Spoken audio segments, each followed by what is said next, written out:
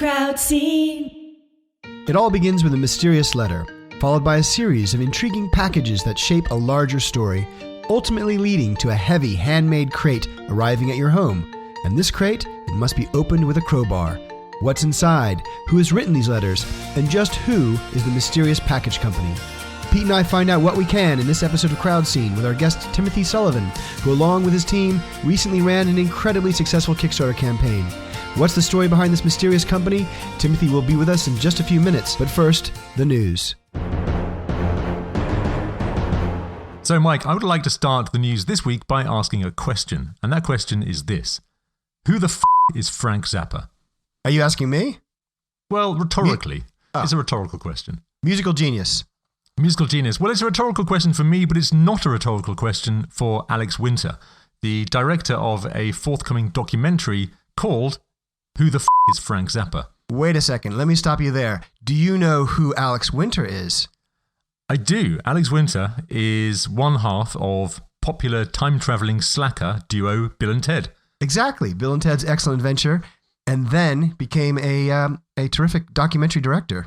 I didn't know he was directing documentaries. What other documentaries has he made? He did a documentary about the dark web that did got he? some notoriety. I was talking about that last night at my dinner party. Well, Alex Winter would be a great guest at your dinner party. The other documentary he did was about Napster. So this guy is a smart guy. So now, what are you telling me? He's doing something about Frank Zappa.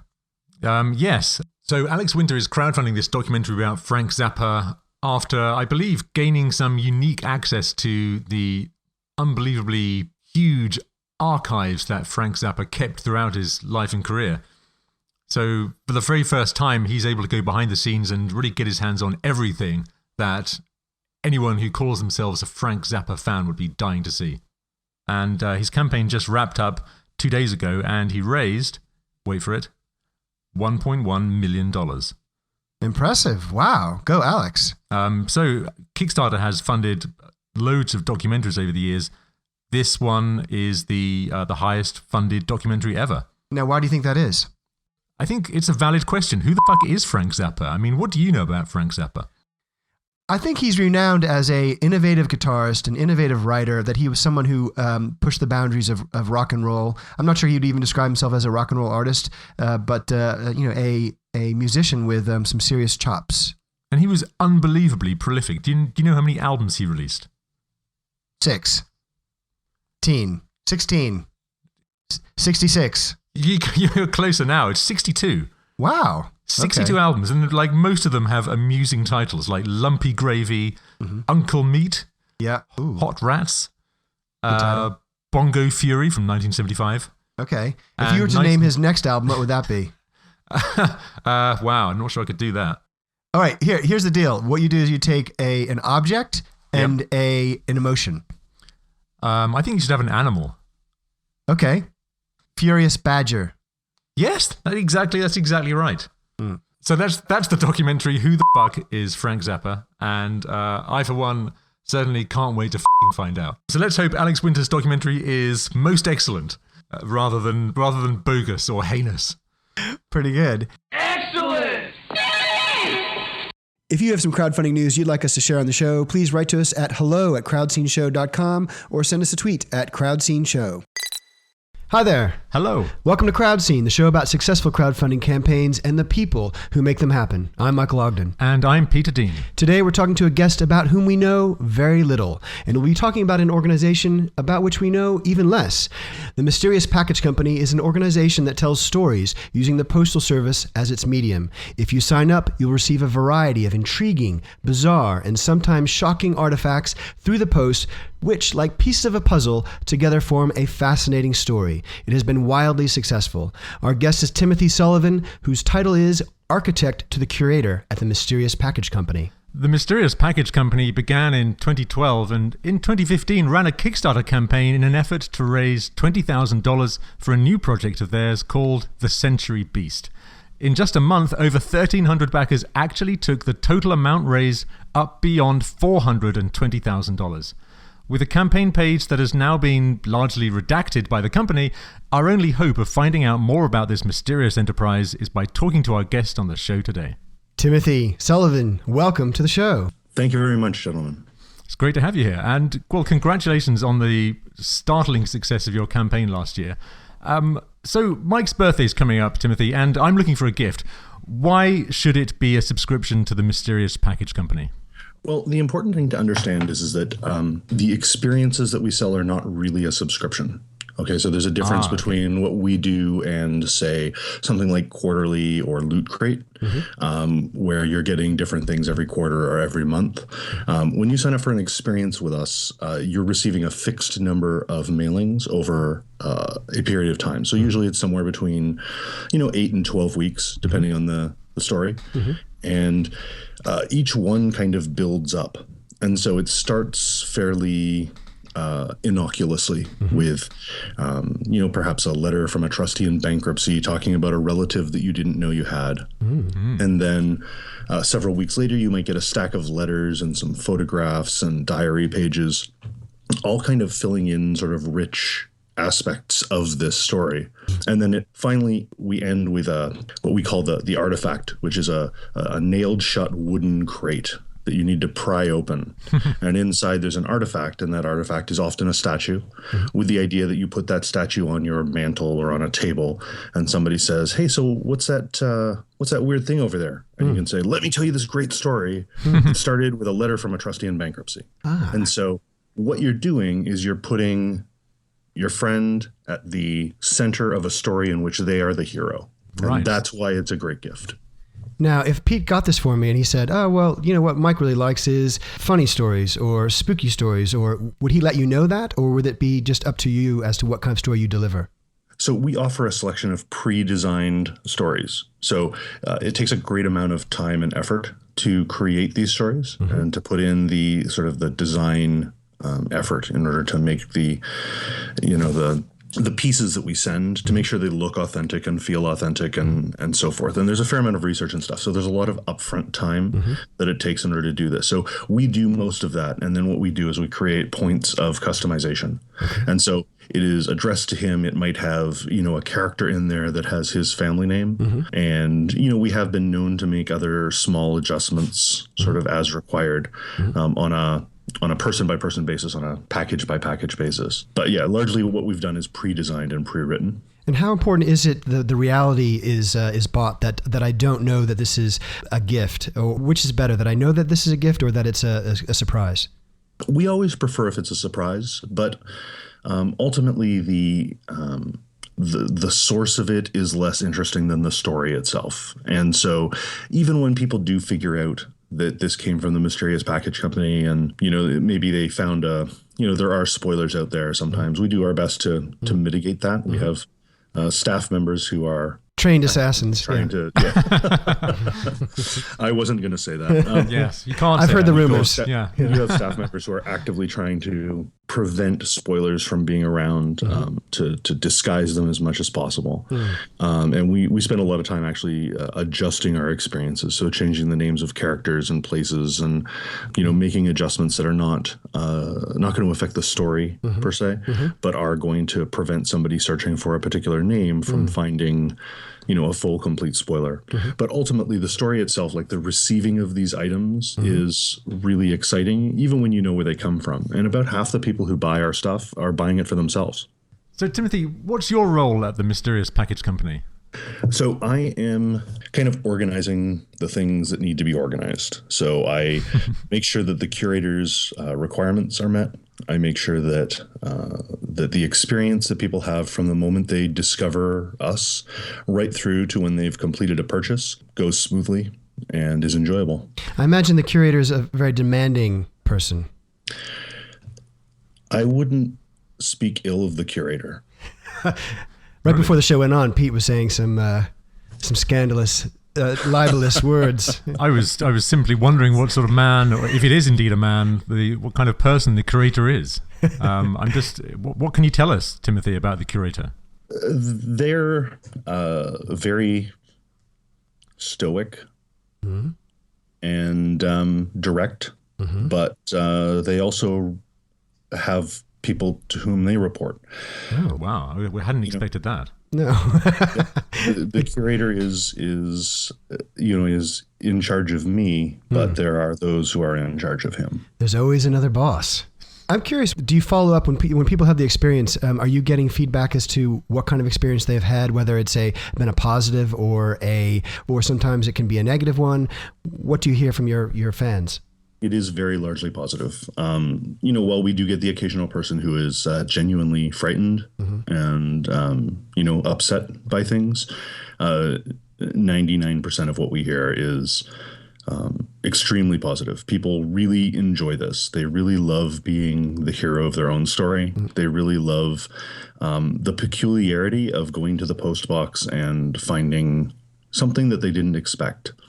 And how important is humor to the storytelling?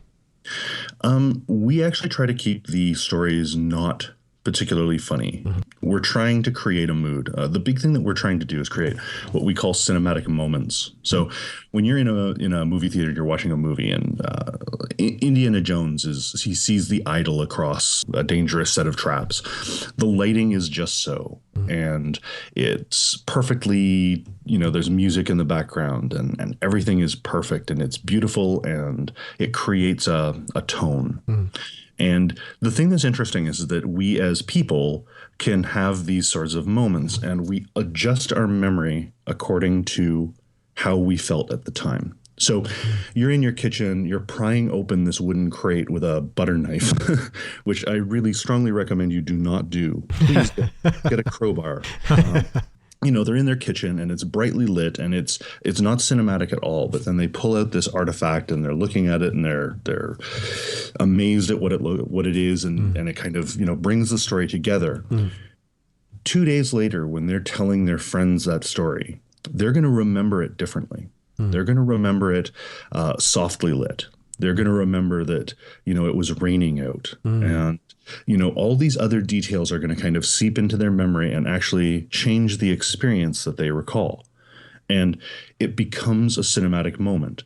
The curator has said to us before that, if you think back to your first kiss, right? Your first kiss was probably clumsy and, in the backseat of a car or something, or just before going back into the house. And, but when you remember it, the stars were out and there was this moonlight flowing in the window. And, we've altered in our memories these experiences that we've had. And that's what we're trying to do is we're trying to create experiences that are designed from scratch to alter your memory of when you actually receive them to make them more poignant than they are. That's fascinating that you're playing with memory. I mean, of course, you from a distance, you can't direct that scene, that particular moment, or whether how bright that room is or what music is playing on the radio, but you're finding that people still create that out of the material that you're supplying. Right. The way you build up to that artifact, which is your conclusion, what kind of trail of clues are you designing in order to have maximum emotional impact at that moment?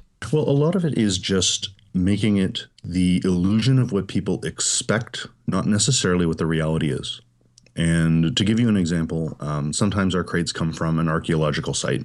If you go to an archaeological site today, everything's in plastic bins. It's zipped, in Ziploc bags. There's nothing really interesting about what you receive at or see at an archaeological site. Yeah. But we're sending something in a wooden crate. There's some wood wool in there. Right. The order that things are placed into the crates is important. The documents, sticking out the edges or a little bit of wood wool sticking out. It creates the illusion of what people imagine it's like being an archaeologist as opposed to the reality, which is mind-numbingly boring. Right, right. Is there ever a factor where people receive these and you have this amazing experience and that afterwards they're reminded that their life or their reality is actually quite dull and mundane, and that becomes kind of a not a good thing? Quite the opposite, actually. Or jolts them back into wanting to do something more interesting, maybe.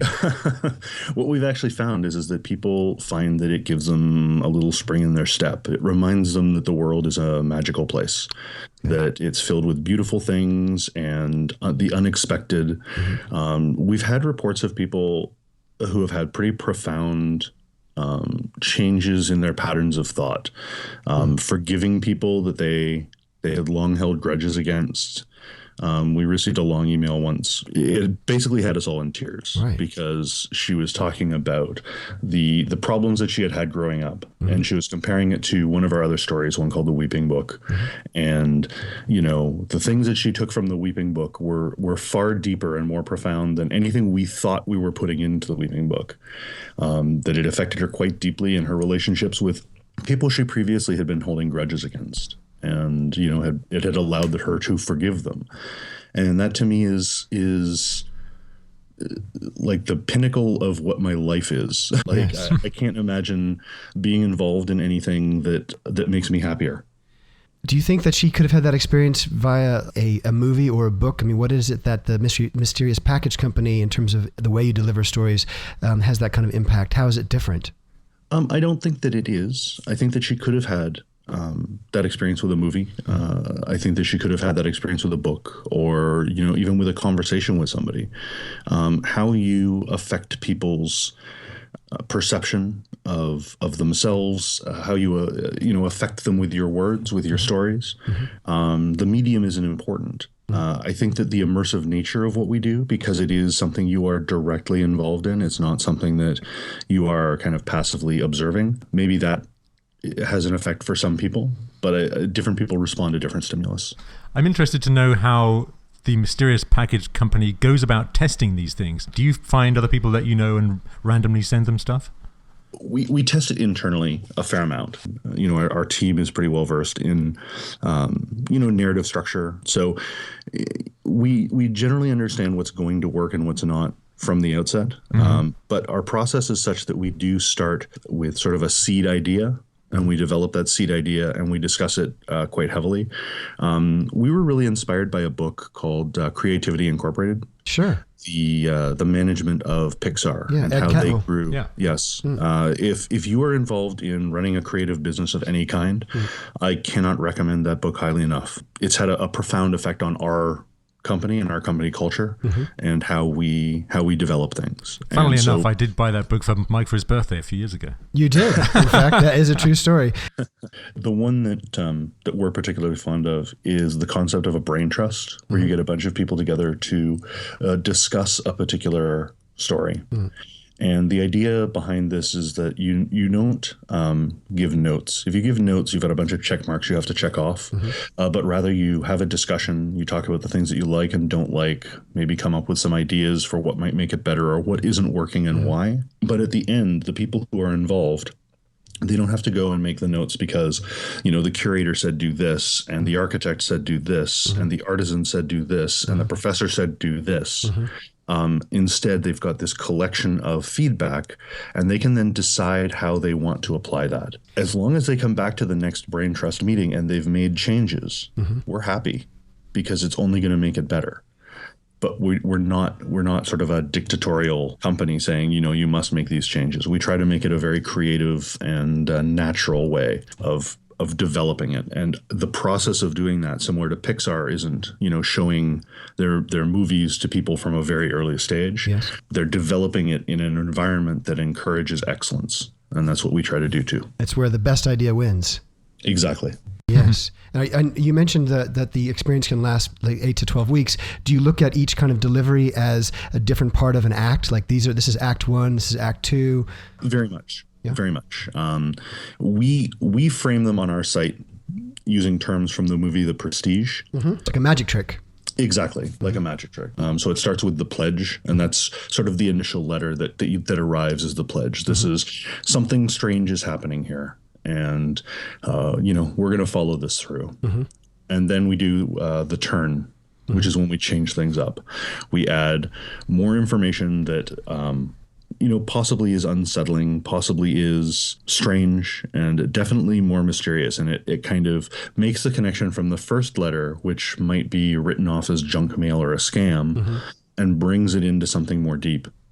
And then finally with the prestige, that is the wooden crate that has the artifact within it. And then finally we send a mailing called The Reveal, which says, this is a story. We hope you enjoyed it. Your benefactor was this person, and here's a message from them. So as a magic trick, is the ultimate aim to delight or to transform the viewer? What do you hope people take away from the experience? It's interesting that you use the word delight. That is exactly the term we use internally for what we want to do for the people who receive this. We want them to be delighted by it. We want to bring them joy.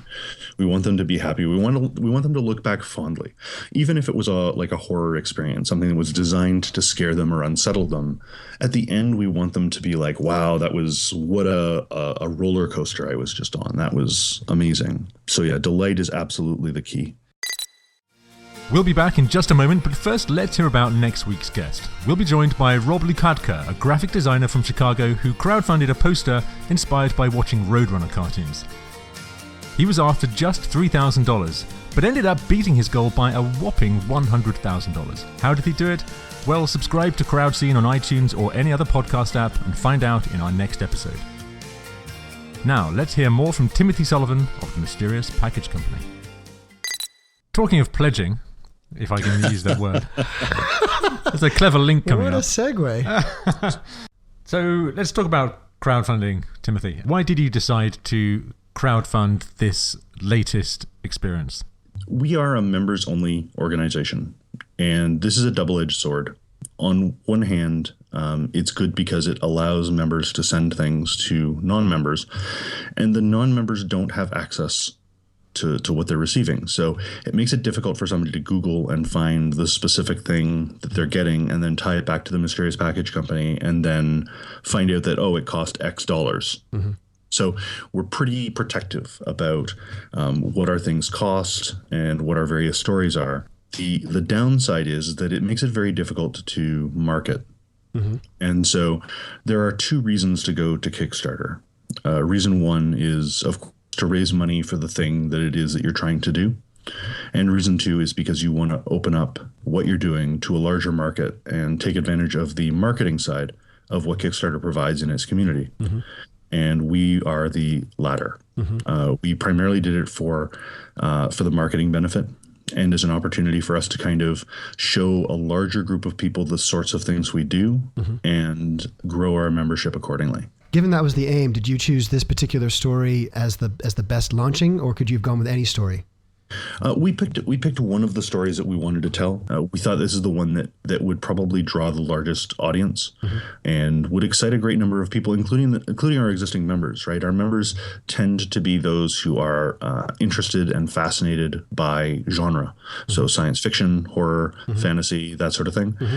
And this kind of mixed multiple mediums that we thought they'd be excited by. And how do you find your writers? We recruit pretty much exclusively with a black envelope slid under the door. Wow. So you go talent scouting. They don't come to you. It's a little of both. We actually get between 8 and 12 requests for a job per week. A lot of people are fascinated by what we do. They think that we're onto something neat mm-hmm. and they really would like to work for us. So, Timothy, you touched on the difficulty in trying to promote something without revealing too much of it. When you were putting together the Kickstarter campaign page, which is now redacted, but I'm assuming that at some point there was something on there. There was a lot on there. Yeah. So how much did you reveal about the processes you go through and what people might expect? So what we sell is tone, right? And the thing that you need to get across on Kickstarter, I find, is that people are going to be confident that you are able to do the thing that you're saying you're going to do. As long as you can convince people that you are an authority, as long as you can convince people that you are authentic, and as long as you can convince people that they should believe you in saying that you're going to be able to do this, then it doesn't really matter what else you say. So you're obviously very skillful when it comes to the art of storytelling and tone, but what did you all not know about how to get through to people going into this that you suddenly had to become good at? I think, so it's a very fine line to walk between being too mysterious and being too forthcoming. And we tend to err on the side of too mysterious. Yes, me too. And during you need to be more vulnerable, Pete. Yeah, no, I find it really works for me, actually. So a lot of times people are concerned. They have concerns about what we're doing or what they what they're going to receive from us. And, we have a tendency to either stay silent on questions that we don't want to answer, or give answers that are not as forthcoming as maybe we should be. Yeah. And striking that balance on Kickstarter is very, very hard, because these tend to be people who are very concerned because they've put money into something that they don't know if they're even going to get. Yeah. And trying to reassure people while also not saying, showing how the sausage is made has been very hard. Yes. And that's something we learned a great deal about that. I mentioned your project to a friend, and while she was kind of enchanted by the storytelling angle, was worried that it was a prank, or that was going to be something that might feel a bit cruel. We actually put a great deal of effort into making sure that that's not the case. We don't allow people to send anything anonymously. So you need to own up to being behind it. We're pretty adamant about that. This is not something that you do to somebody to be cruel. It's something that you're doing to somebody that you love, that you think is going to enjoy it. Can I ask you, your campaign goal was $20,000, but you raised $400,000 more than that. What do you attribute that success to? Marketing. So this is something that I think we at the Mysterious Package Company are very good at, and that is marketing ourselves. And ultimately, the $20,000 or the $400,000 was not as important to us as the exposure and the new members and so on. Well, so what did you find is the most effective way to build your community of fans? Do something great. It sounds glib to say it, and perhaps a little callow, but if you are doing something interesting, there are people who will be interested in it. And so do something interesting and people will express their interest. So we have a mailing list that is enormous, that encompasses all of our members. And so, we were pretty confident that when we launched that we were going to hit our goal within 24 hours, and we hit it in 9. The thing that gives marketing, I think, a bad rap is that a lot of people approach it with as a hammer, and they just want to smash every nail that they can find. And the reality is that marketing, especially social media marketing, is about relationships. And that's true about PR as well. So if you're talking with a PR company, the reason that a particular PR company is better than another PR company is the relationships that they've built with the people who are influencers. And so you can't just go charging in to, say Will Wheaton and say, hey man, I loved you in Star Trek. Can you boost my widget thing? Yes. He's not interested. On the flip side, if you have been engaging with him on Twitter, and this is one of the things that's really cool about Twitter in general, is that you can engage with celebrities. If you are one of the people who writes to him with interesting things, and you cultivate a relationship over the course of a year or two with people online, when you then say, hey, I've got this Kickstarter, those people online are much more likely to be interested in what you're doing, because you're not just some Yahoo on the internet. You're, their internet friend. And that takes a certain amount of time. Oh, absolutely. And that's the other thing, is that if you're looking to Kickstarter for instant satisfaction, you're going to be very, very upset, because you're not going to get it. And do you have an end goal in terms of what you want the company to be, a vision? Have you ever seen the movie The Game with Michael Douglas? Yes. We kind of want to be CRS. Great. Yes. Did you see that, Pete? Sean Penn gives his brother Michael Douglas a gift, and it's an experience that changes his life. It's David Maybe Fincher. I haven't seen it. God. Oh, it's excellent. All right.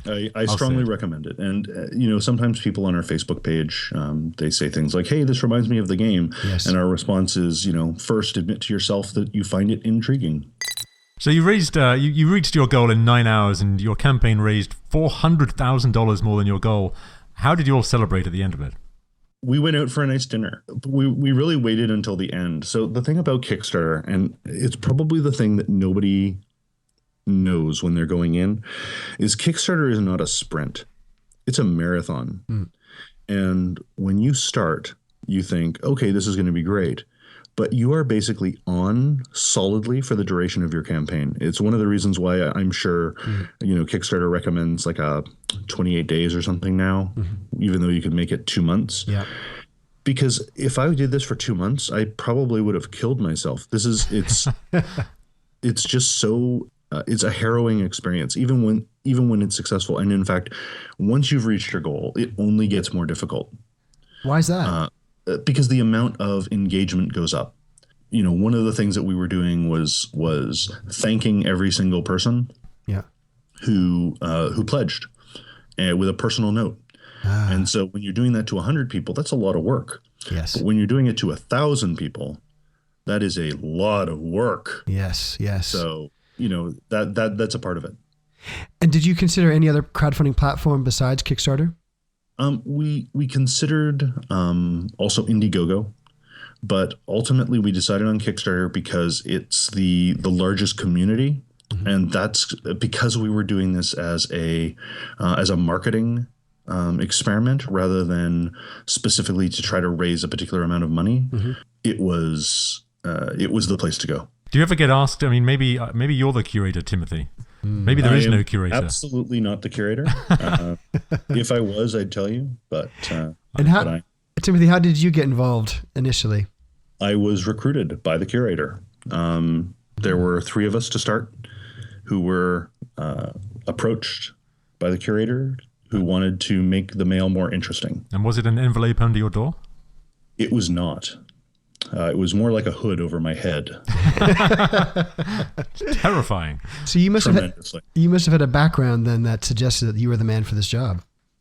The people who were involved at the beginning, we had been doing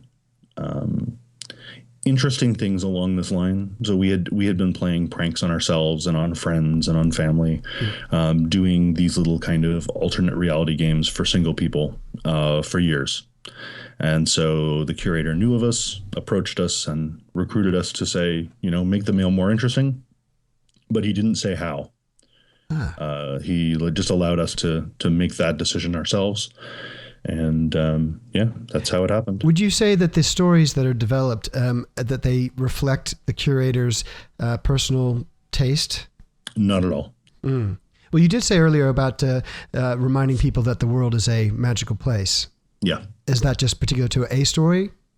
No, I think that that's true of any story. I mean, there was a great Discovery Channel ad a few years back, the Boom de Yada ad, that was about just showing all these amazing things on Earth, and it's like the world is just awesome. I believe that. I believe that despite some difficult situations and bad events and it's easy to be pessimistic, but the reality is that the world is a beautiful and amazing place. And we just want to remind people of that. And are you trying to create more storytellers, or is that not an aim? It's absolutely a side goal. The receiving of these experiences provides you with a story to tell and retell. And that's something we actually have right on our webpage, that when you get this, it's a story designed to integrate with your real life, so that you have this ridiculously strange thing that you can talk about, right? You can be at a party and say, let me tell you the weirdest thing that happened to me last week. A catalyst for conversation. Absolutely. Timothy, you guys ran a great campaign. What advice do you have for anyone out there who wants to start their own campaign? Can you give us your top tips for crowdfunding success? The big one is build an audience before you launch. Having a mailing list that you can contact and kind of tease about your campaign, and then you inform them about it, and progress reports. It's pretty invaluable to success. So I saw something. This is after we had ended the Kickstarter. I went to a crowdfunding seminar that a friend brought me to, saying I might have something interesting to say there. And they were saying, I think it was from Indiegogo, and they said, if you can't get about 1/3 funded within 48 hours, you're probably not going to get funded at all. And so you need to pull out all the stops right at the start. So having an audience of people that you can, beyond your friends and family, having an audience of people before you launch will allow you to kind of crush that threshold. And once you get past it, then it's pretty easy sailing. Find a designer. Work with a designer. Don't design your page yourself. That is a mistake. Having a designer to make it look good better reflects on the quality of your campaign. And Kickstarter campaigns and crowdfunding campaigns are all about whether or not people believe you can do it. And, it would be nice if your word was good enough, but unfortunately, how your page looks absolutely affects the quality of your campaign. As a professional designer, I couldn't agree more. Pete's hoping for that black envelope. Yes, and you can find more information about my professional design at my website. Yeah, and the other thing is that, sometimes you can't afford a designer. If you can't afford a designer, you probably know one, and they'll be happy to help for beer and pizza, and hugs. So, I'm sure Pete can attest to that. Well, Pete likes beer and pizza. It better be a lot of beer and a very large Pete's pizza. not big on hugs. No, I prefer a handshake, really. Mike's more of a hugger. I'm the hugger, Pete's the shrugger. Okay. So it's critical to have a designer involved. And that applies also to your video. Our video was super well produced. We have somebody in our sort of circle, but I do recommend that you ensure the quality of the video to the best of your ability. So if you're doing it on an iPhone, make sure you've got a stand. It's not somebody holding it so that the camera is slowly moving.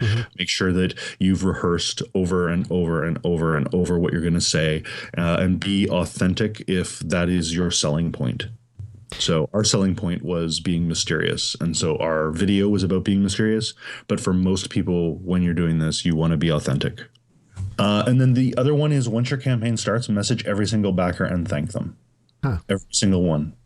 Request in that message that they share the campaign with their friends. So come up with a template of what you want to say, but personalize it every single time. So, for example, when we responded to people, if it was their first Kickstarter, we'd say, we're honored that you chose us as the first thing that you've backed on Kickstarter. We hope that we, exceed your expectations. Right? Whereas if somebody's backed a lot of things, we might say, we can see you're a Kickstarter addict, and we're glad to feed that addiction. So just something personal to each person. That's nice.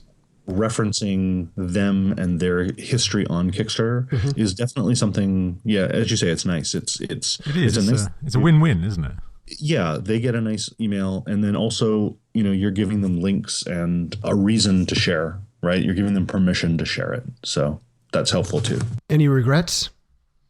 Nothing serious. I think that I think that our tiers were a little confusing. So we had various ways of telling the story. The story is a very big story. And so what we wanted to do is we wanted to make it accessible to people at lower price points. And so, if you wanted the story, we had something at the $99 price point, and then $149 and then $199 and $249 and $299. And I think it was too many. I think it would have been better if we did like $99 one, and then the $349 one.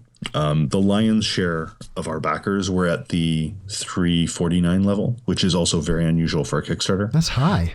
It's very high. Yeah, it's very high. I'd noticed that you also, correct me if I'm wrong, there were 7 backers at the $4,000 level. Yes, yeah. That's so impressive. we called it a beloved patron level, and at that level, essentially they got not only the Century Beast at the highest level, but they also got all of our other products. So everything we did, and then we are also in the process of creating a custom sculpture that will be going, like a custom artifact that will be going out to each of those 7 patrons a little bit later on this year. That is, we're pretty excited about it. It's a sculpt that means a lot to us. So before we wrap up, Timothy, it's time for what we call guest picks. This is where our guests tell us about another crowdfunding campaign, whether it's past or present, that they think is worth taking a look at. So what have you got for us, Timothy? The very first Kickstarter that I ever backed was Pen Type A from CW&T. Okay. And it was a disaster. They had so many problems at every level. They oversold. They had a partner to do the manufacturing who then stabbed them in the back and went to another company and started selling their pens. Oh dear. But ultimately, when the pen came, it was amazing, and I absolutely loved it. So they did a Pen Type B last year. The pen is amazing, and I strongly recommend that if you have not purchased it, you should go and just do a search for pen type B, and you'll find their Kickstarter page, and you can pre-order it. It's a great pen. Pen type B. Okay, that sounds like right up your alley, it Pete. sounds almost like they're starting a series of here where there's going to be lots of pens. They've said outright that this is the last pen they'll create. So. Oh, I see. I thought they were going to do the whole alphabet and be like pen type C, D. Yeah, I think if you're going to start out with A and then B, you do expect at least 24 other pens. B. Yeah. Yeah. I was going to hold out till pen F at least. Until they wait till they really right. iron out those niggles. Yeah. Well, I think there's a missed opportunity if they're not going to continue. Okay, so that's pen type B. We'll look that up and put a link to it on the page. Timothy, listen, before we go, can you leave us with some words of wisdom? Is there a quote that you've got on your wall, something that inspires you or your team? Any words to live by? Absolutely. This is something I kind of alluded to it before when I was talking about how the world's a great place. And this quote really, I heard it years ago, and it really resonated with me. And I try to keep it in mind with all the things that I do. And it's be kind, as everyone you meet is fighting a hard battle. That's nice. Timothy, it's been awesome having you. The pleasure was entirely mine, gents. And where can people go and find out more online about the Mysterious Package Company?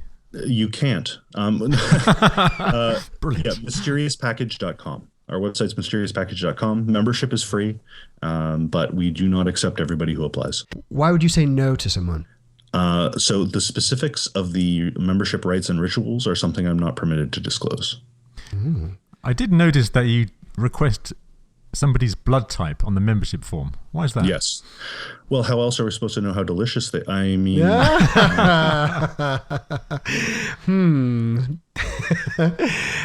Well, thanks again, Timothy, for coming on the show. It's been such a pleasure having you on here. Thank you so much. I really appreciate it. So thanks for listening to Crowd Scene, the show about successful crowdfunding campaigns and the people who make them happen. Our big thanks to Timothy Sullivan for his time and insights in this episode.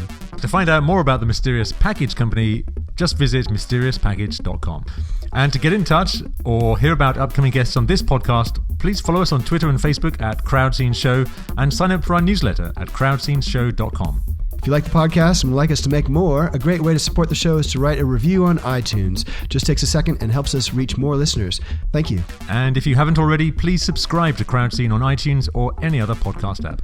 Our thanks too to Kim Bookbinder, who has written our theme music for the show. You can find out more about Kim at kimbookbinder.com. Also to our pal Jim Fowler. Check him out at jimfowlermusic.com for his expert ears. So until next time, from Mike, from Pete, thanks for listening. Crowd scene, gonna kick it with Pete and Mike. Crowd scene, interviews behind the hype. Crowd scene, crowd scene. What do you do? What do you say to make crowdfunding go your way? Crowd scene,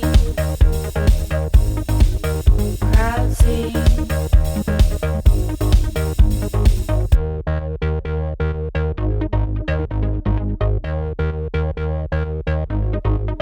Crowd scene,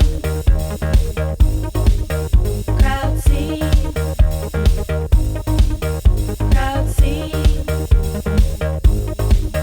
Your shake brings all the backers to the yard. That's what I call epic.